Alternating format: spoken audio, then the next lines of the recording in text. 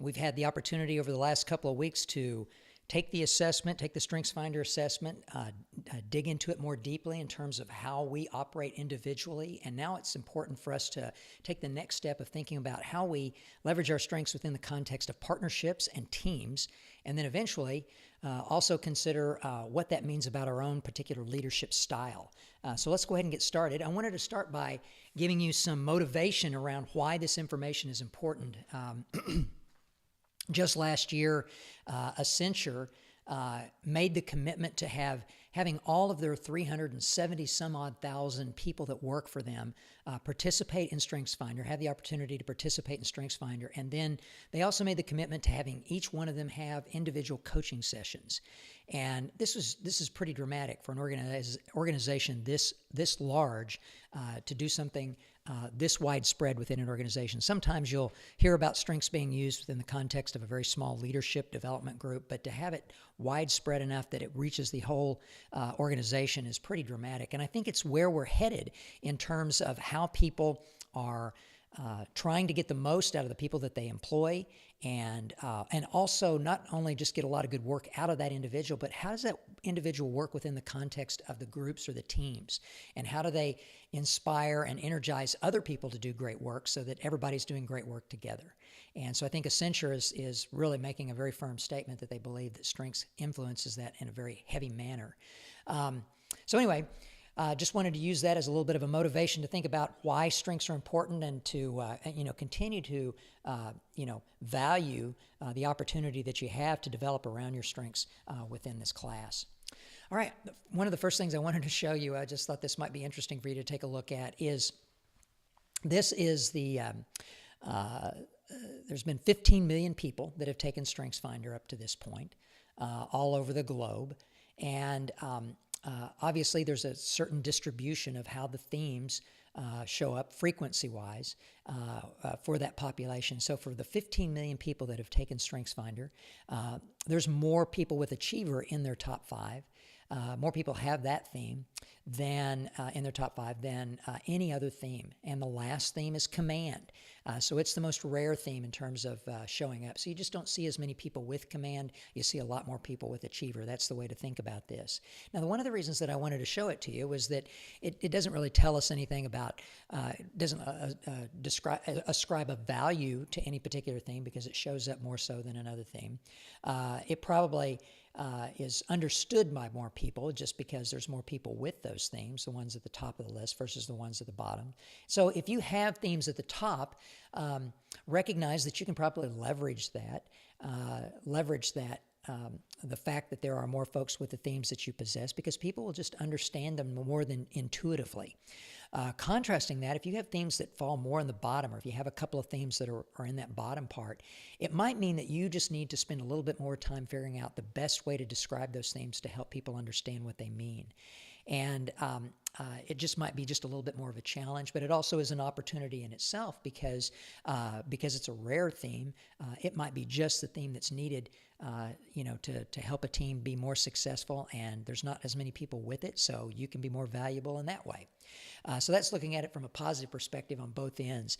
Another thing that I wanted to point out to you is that the research that we've done so far on the students in the CBA, so students like you in the College of Business, and we feel like this is probably going to be pretty consistent with the statistics that we have coming in about your class, about this particular class, is that it looks very different than this overall theme distribution for the 15 million people. So, for instance, in the fall, when we had our freshmen come in and we had 800 or so take the assessment, what we found out was that competition was the number one theme. Well, it shows up at almost number 26, I believe, in the overall database. That's dramatically different than our overall database. So the population of people that we have in the CBA have a lot more competition than the overall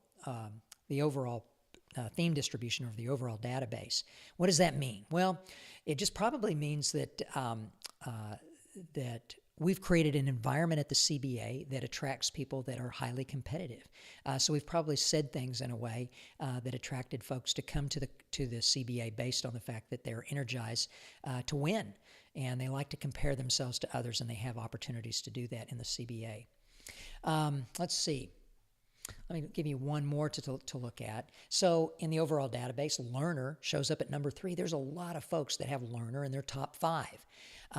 But contrasting that with the students in the CBA, what we know is that it's actually in the bottom 6 of the CBA. So it shows up way down at the bottom of the list for our students in the CBA. Again, what does that mean? I think what it means, what we can gain from knowing that is that your motivation to learn probably comes from your need to compete. And maybe some other themes in addition to that, but that would be one example that I'd give, is to say you all definitely are successful at learning and consuming information and then performing well on a test, but typically it's a because. You compete, you learn because it gives you the opportunity to be competitive. And I think that's different than folks that just have naturally learner in their top 5, where they'll want to learn about anything. You guys will want to learn about things specific to giving you an edge to beat the competition. So it's just a different way of thinking about it. It's not that, learners are the only ones that can learn and competitors are the only ones that can compete. It just means that your energy to get both of those things done comes from a very different place. All right. I also wanted to take some time during this session to talk a little bit about, some of the other work that you're doing in the course, and that has to do with the Gallup. The Gallup-Purdue Index is a huge survey that was done with 30,000 college graduates. We continue to follow it up with additional questions and to resurvey folks just to make sure that our results were accurate. And so what Gallup found out from interviewing these 30,000 people can really have an impact on how you think about making the most out of your college experience. And I don't want to get into a lot of details about it. You're going to read a little bit more. You're going to actually read the entire report and get some information there. But I wanted to highlight some things that I wanted you to be thinking about, especially as you ran over them again in your reading. And so one of the things that I wanted to address first is engagement. Remember, when we think about strengths in the context of teams and working in organizations, we're around people all the time. Our engagement is oftentimes dependent on the people that we work with and around. And we obviously influence others with our level of engagement and help people be more engaged or less engaged based on how we approach work. So there is a symbiotic relationship there, and we need to figure out what we contribute and also understand how to react to the way other people are perceiving their environment. So engagement is really important. And engagement is, again, work-related. It's about how invested and emotionally engaged you are in the work that you do. And what we know is that college students that felt like they were prepared for life outside of college are 2.6 times more likely to be engaged in their work. Well, how does that apply to strengths? I think it's important. I think there's an important link between people being prepared for life outside of college and strengths, because I believe you can leverage your strengths to increase the number of opportunities that you have to engage on the campus and be more informed about what that feels like for you, what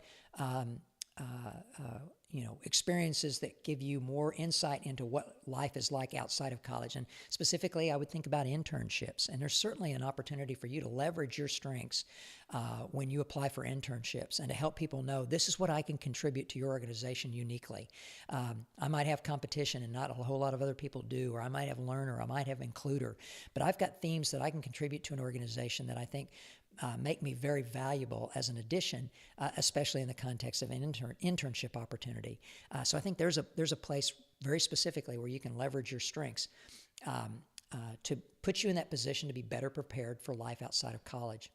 And I'm not going to go into the details about all the rest of these, but I think that a lot of them you can look at through the lens of strengths and figure out how you can apply your strengths to have more of these types of opportunities on campus. The only other one that I might point out is that third one down on the left-hand side. Being engaged, your likelihood of being engaged is higher if you had professors that cared about you as a person.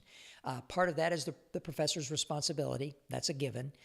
We kind of hope and would expect that professors would be making people feel welcomed and that they want them to be there. But also part of that is your responsibility. So how can you leverage your strengths to create opportunities to engage with professors? We'll provide as many opportunities as we can, but it's also up to you to figure out, okay, if I don't have high woo, how am I going to approach a professor and ask him a question or engage with them in a way that allows me to establish some kind of connection with this professor. If I have that connection, I'm much more likely to feel like I'm cared about as a person. That increases my likelihood of being engaged in my work after I get finished with college. So it's still up to you to figure out how to do that, and part of it, I think, is part of the key to that is going to be through your strengths. All right, why strengths in teams? Why is this important? Well, this list that I'm showing you here on this slide comes from a report that's generated every year from an organization called NACE, and NACE is the National Associations of Colleges and Employers. So it's basically employers, companies out there that hire people, and college career service offices. And they team up together and they create this survey and survey basically people that hire for organizations, HR, human resources departments that hire for organizations, and they look for the characteristics that are most wanted in employees that they hire. And specific to soft skills, and that's what they call these, your minimum qualification for the role is that you have an accounting degree. You have to have that as a minimum qualification. Beyond that, there's a lot of things that they're also looking for, and they include these: leadership, communication skills, strong work ethic, teamwork, problem solving, and initiative. I could, to a point, be able to make a case for why it's important to develop your strengths to leverage each of these items that are on this wish list. And this is just the top 7. The list is much longer than that, but this is the top 6 or 7, six items. And they shift around a bit each year. Sometimes leadership is number 2, or communication skills might pop to the top, or teamwork might be higher.